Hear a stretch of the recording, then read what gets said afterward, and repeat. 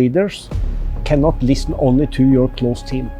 You have to be out there, listening to the customers, partners, stakeholders, what's really happening. Forget your age. Never let the old man in. It's never too late to learn. Nobody is too old to not understand AI or to not have that growth mindset. Technology will help you to free up your schedule, free up your agenda, such that you can do things that the AI will never able to do. And that's talking like we do now. That part, it's super important that we do. The human factor, that's how you build businesses. Is that something that you foresee true, being able to contribute to? Not foresee, we do that already. Do already? Yeah. Tell me more. No. Actually, I began as a farmer. You need to adapt. And adaptability is important. Then I became a politician. You have to talk to people's head, talk to people's heart. The power of engaging people's heart, the employees' heart, you have to give something from yourself. Good leaders dare sometimes to be the dumbest person in the room. Welcome to the next chapter, in which we talk to senior executives and business leads within the CP Group about their goals, their experiences, and their vision for the next few years. My name's Lawrence Smith, and the theme today is telecommunications and digital transformation. So today I have the pleasure of sitting down to talk to Mr. Sigve Brekke, who is the Group CEO for Telecommunications and the Digital Business Group for the whole of the CP Group. And he's going to be telling us about his vision for the group's digital transformation. And he's just here waiting for us.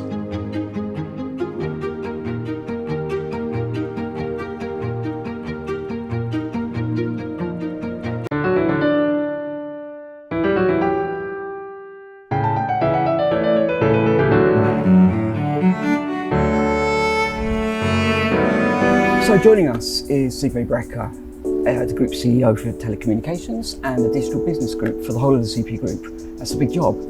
Thank you. Thank you for being here. First of all, welcome. You were just telling me that you've been in post for 3 months now. Yes. 3 months back in Thailand. Yes. After a 10-year stint? I was 9 years in Europe, and prior to that, I was also living in Thailand. First of all, it sounds certainly and looks on paper a very big job. It's a very big remit, given there's such a diverse number of business lines within the CP Group. I'm trying to imagine what your working day, a typical working day would involve. Well, let me pick some examples on that. Okay. So last Saturday, I took 1,200 true staff out in the market. Really? It's shopping for it? Not shopping, no, not at all. Actually to thank our customers. It was a cup to our customers. Okay. And so we walked the streets basically. I went to the wet market, just walked the streets, greeted customers. We brought with us some small things to give them. We visited our shops to thank our employees. And I did this because it's so important for us to actually sometimes thank our customers for staying with us. 2 days later, I visited the team in Digital Park and I visited an AI team. Okay. That was actually taking the ChatGPT AI, translating that into Thai.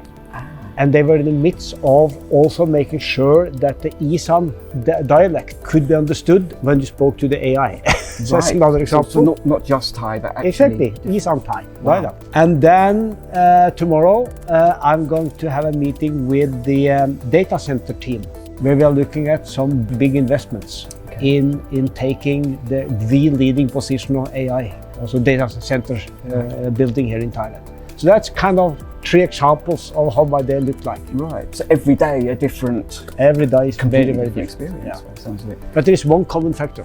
Okay. And that is that I love to meet people.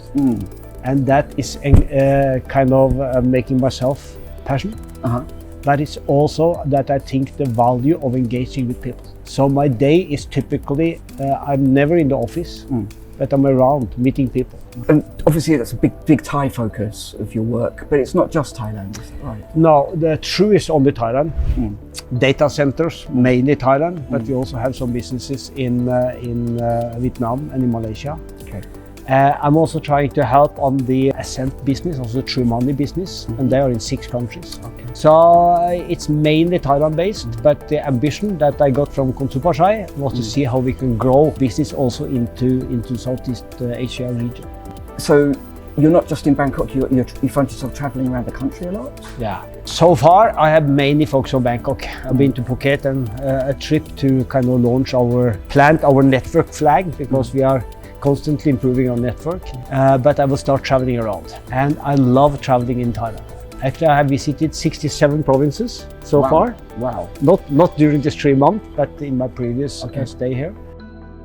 There's of course so much more to Thailand than just Bangkok, and a strong understanding of the country's rich and vibrant diversity is embedded in the CP Group's values and vision and reflected in our operations throughout the nation. What I know is that Thailand is not Bangkok. Thailand is much bigger than Bangkok. And there is a huge difference if you go down to the south to Yala and Narathiwat and those provinces, or if you go up to Ubon, Chiang Mai. So if you want to do business in Thailand, you need to understand that Thailand is not Bangkok. Yes. It's a bigger community than that, and the cultures are so different that if you really want to understand your customer segments, you need to understand more than traveling up and forth in Sukhumvit. And how else, I mean, is that appreciation of the diverse nature of Thailand, how else do you find that is represented in what True and CP are doing? There is one thing I really like, Senior Chairman, also Khonsu Pashai and the rest of the CP management is always focusing on. Country first, people in the country, company, your colleagues and then you, and in that order. Because all businesses should be aware of the responsibility they have in societies. It's far much more than making money. And if you are not able to do that, you cannot build a long-lasting business. So country first, society, your impact into actually making the society a better place to work. And then put yourself last. I think this is a very good principle. What is the role of young people within the CP Group? Let me first talk about diversity, and then I will answer your question. I think we are now in a faster moving world. We are also into a world where things becomes global. So for example, if you think about our business, the competitors that True have, of course we have our green big brother, our green brother in AIS, but we are also competing with the Netflix of the world, with the Amazons, with the Googles, with the Microsofts of the world. We are basically competing with global players. And in a way, business has become more global. At the same time, technology has made the world much faster. So the speed of technology changes means that you do not have kind of those 10 years planning horizons anymore. You need to act now. And if you combine those two things, you need diversity. And diversity for me is gender diversity, it's age diversity, it's background diversity, it's cultural diversity, and maybe that's why Khonsu Pashai also asked me to come in here, because I'm representing a different culture and different background. And I think it's very important that you build diverse management teams in your organization, because that's the only way you can deal with that fast-moving world. But to your question, importance of younger people coming in. And you know, in every successful business, you sooner or later, you will be caught up with your own success, also the legacy thinking. And no matter how successful you are, sooner or later, that's going to be a problem for you. That will hit. Exactly. Because you are building up a business model, you are building up managers that are so proud of what they have done. And it works. And it works. So why change the working recipe, right? And that is the danger of all businesses. Because there are always younger, hungrier, more hungry startups that come and want to take their part of the piece. And that's why you will see that there's going to be more disruptive business models coming up, also fueled by technology. Since the members of each successive generation offer fresh ideas and novel approaches to learning and development, young people have a pivotal role to play in ensuring that a growth mindset is maintained throughout the organization. And I think that's also going back to what the senior chairman and also Khonsu Pashai is saying, the importance of understanding this and understanding what technology makes of differences, but also understanding the importance of bringing those younger people on board. Right.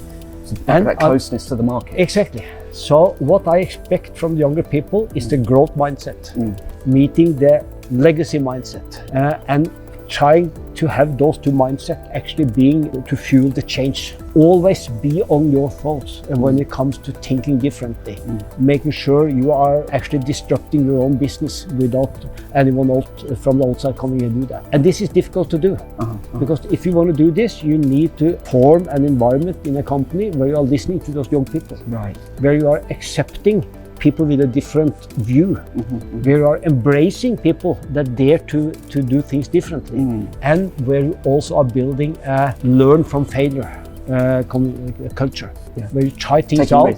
When it doesn't work, you learn from it and you move on. So this I think is very, very important in huge businesses like what the CP has. And especially, I would imagine, where there's a clear hierarchy. Exactly. That bottom-up sense where people feel they have a voice. Exactly. Do we feel that there is one here? You say that you've spent a lot of time out in the field and talking to staff. That's the opportunity to give them a voice? Yes, absolutely. And I think any managers or any leaders cannot listen only to your close team. You have to be out there, listening to the customers, listening to partners, listening to stakeholders, going lower in the organization to pick up what's really happening. Because every big organization have a tendency to make the information more and more positive. And when you finally come up to the top, it's all positive. It's a filter. Yes. Exactly, whereby the truth may be a little bit different. So that's what it takes to actually win in this fast-moving technology global competition world. What is your message to older members of staff about how they can keep up? Let me answer with a song first. That's a couple of months ago, I heard a song. It's actually a country and western song.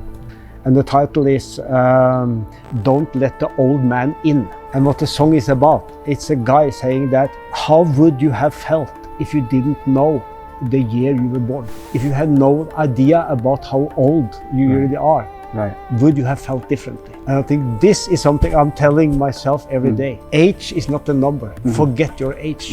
And a 70 years old or a 60 years old or a 30 years old actually can be very much alike if you don't let the old man in. So to the older generation, never let the old man in, because it's never too late to learn. So it's young at heart, that exactly. kind of thing. And young in mind as well, being open to new ideas. Combine the experience that you have when you are a little bit older with also the mindset of it's never too late to learn. Going back to what you said about AI, to me, AI, it's to succeed in AI is not really about technology. It is about mindset. It is about changing business models. It is about asking questions to what used to work that in the future can be done differently, and then you just put on some AI technology on that. But it's not about hiring some very smart technology guys and think that things are fixed. It's actually to succeed in AI, it starts from the very top and it starts from here. And if you get the attitude to change, if you get the behavior to change, if you understand the basic principles in AI, that is what AI adoption is really about. It's not about technology. Right. And there's nobody in this organization, even outside this organization, that is too old to not understand AI or to not have that growth mindset. I think that's a really positive message, and one for myself I'll take to heart as well. I'm wondering what you would identify as the one key technological innovation that is probably going to change the way that we work, whether in CP or more generally, over the next few years. It's not one thing. Okay. It's several things. Unfortunately, there is a little bit too much buzzwords around this.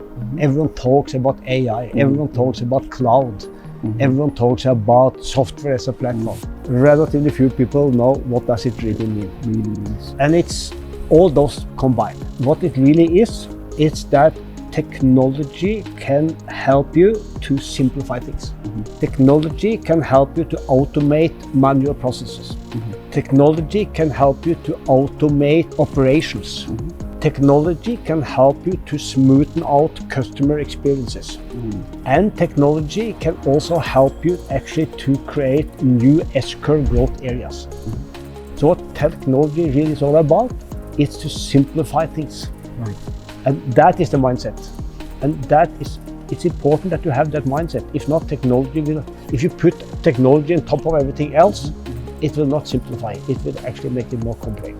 So it's to understand some of these basic things that the technology is all about. And then it's not about buying expensive IT systems. It's actually about what I will call nail and scale. And let me explain what that is. Nail and scale. Nail and scale. So it's trying to test things out in small groups with small projects, learn from them, fail, learn from them, fail, and when it works, you scale. Once you've nailed it. Exactly. And this is very different from what we used to do, because we used to buy these big IT systems. We used to roll out the big network systems. Technology now is not like that. Technology now, it's actually allowing you to try things out without big investments. But that you have to do in a different way. It's not a 10 years planning period. It's not a 5 years before you can turn profitable. You can actually put this into small team and test it out. Going back to my example, what I just said, the team that tried to change into some dialect. Yes. What they were working on was a home device, where you in your home could just speak to a device in any dialects in Thailand, and you can get that device to do things for you. You could ask that device, the TV camera that I have, can you please go back 15 hours and see what the TV camera saw then? You could ask that device, how much water should I give my cat? Okay. Or ask that device, my dog is behaving a little bit strange. What could be the matter? That bring technology, and this was a team of 5 people that tried this out. And I told them, if this works, we'll scale it. That is what technology is all about. Technology is also a way to democratize, also make technology available for everyone. And here I think CP has a role. Why is it only some few people that use AI? I saw a percentage, I think it was 10-12% of the Thai population is currently using AI. Can we make 100% of them using AI? Can we actually be a part of making every ties to use technology? Think about what that will do in the society. Think about all the businesses, small businesses we can help. Think about all the growth that will come out from that. Think about the enrichment of the personal lives. It's a little bit like internet came. When internet came, suddenly the whole world opened up to single persons. AI will have a similar effect on changing societies as internet actually once had. I'm just one question I had was whether there's a risk that with AI and with perhaps automating a lot of the interaction that we have with customers, that interface, is there a risk that we lose touch with our customer base? I would say the other way around.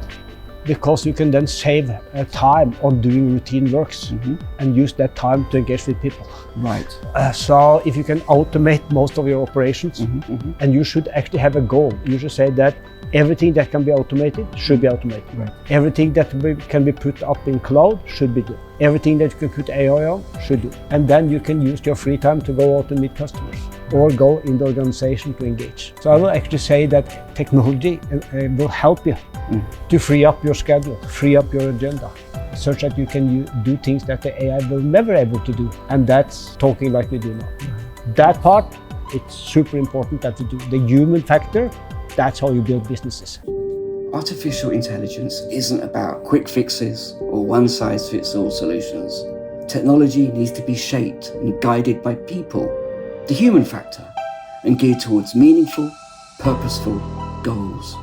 And there is no technology company that will succeed only with technology. They will only succeed if they get people to be engaged and people to have a purpose, people to waking up in the morning and say, oh my God, I need to run to this company because I feel that I contribute. That is how businesses are being made. People, not algorithms, I guess. Exactly. Can you tell us a little bit more about how you feel the developments taking place within True and CP are contributing to Thailand and the rest of the world? This is driven by both the kind of vision that the leadership in CP have about making good for the society, but it's also good business. So this is not charity. This is actually combining those two things. So let me give you some examples. I already said that we should have the capabilities to bring AI to all. That's one example of that. Take another example, how AI and technology can be used to reduce carbon emission. And CP Group also have targets on that, how to reduce our emission. But we can do this for the entire country.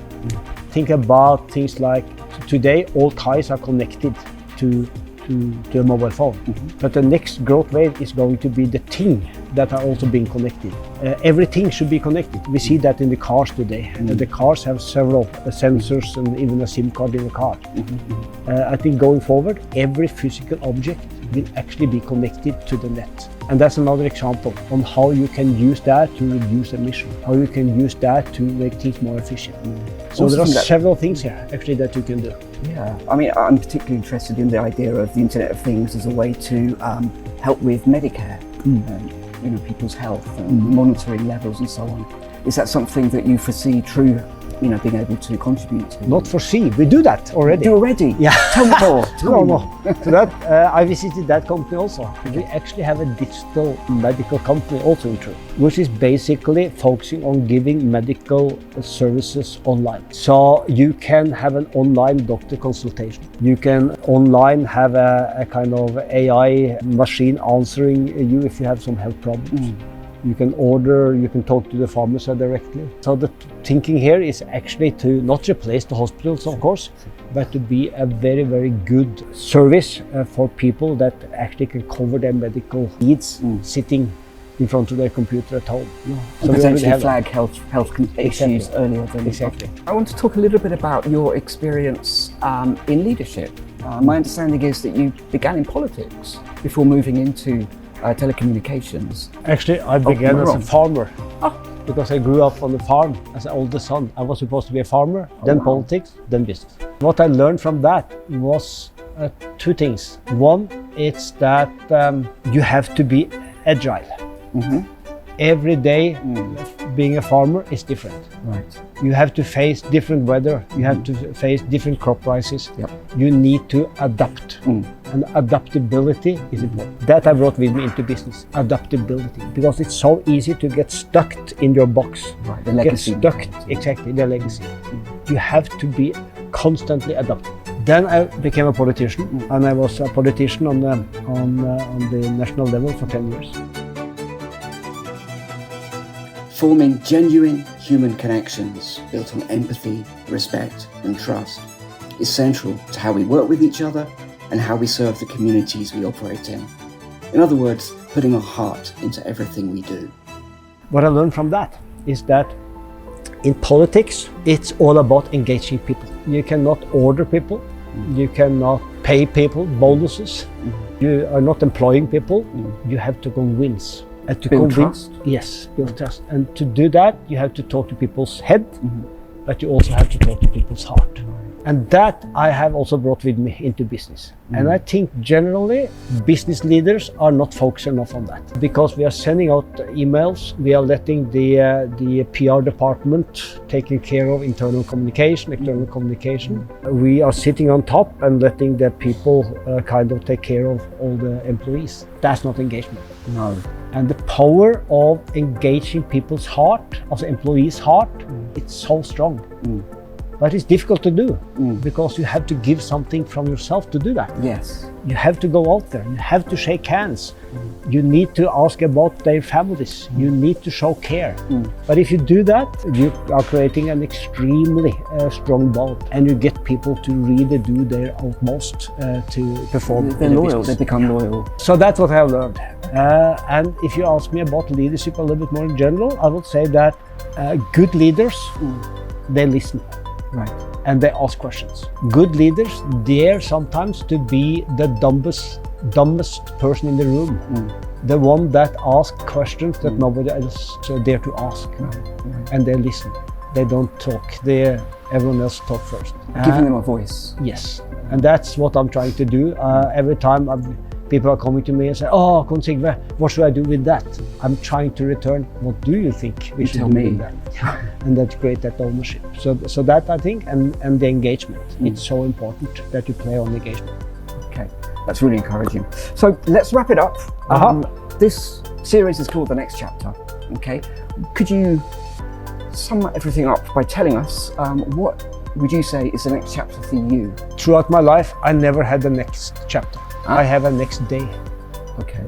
And personal life and business is about doing things better tomorrow than you are doing today. If you can do that constantly, the next chapter will follow itself. Too many people are thinking about the future career or the future dreams or the future plans and the future chapters and missing what's happening today and tomorrow. I'll take that with me, not letting the old man in. Yes, exactly.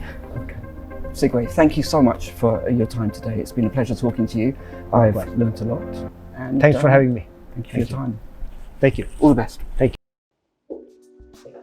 Well, what struck me about that was just how open and relatable Sigve is and how much value he places on listening to and understanding not only staff but the wider community. It's about aligning business growth with making people's lives better here in Thailand and around the world. Thank you for watching this episode and please hit like or subscribe to We Are CP and I'll see you in the next chapter.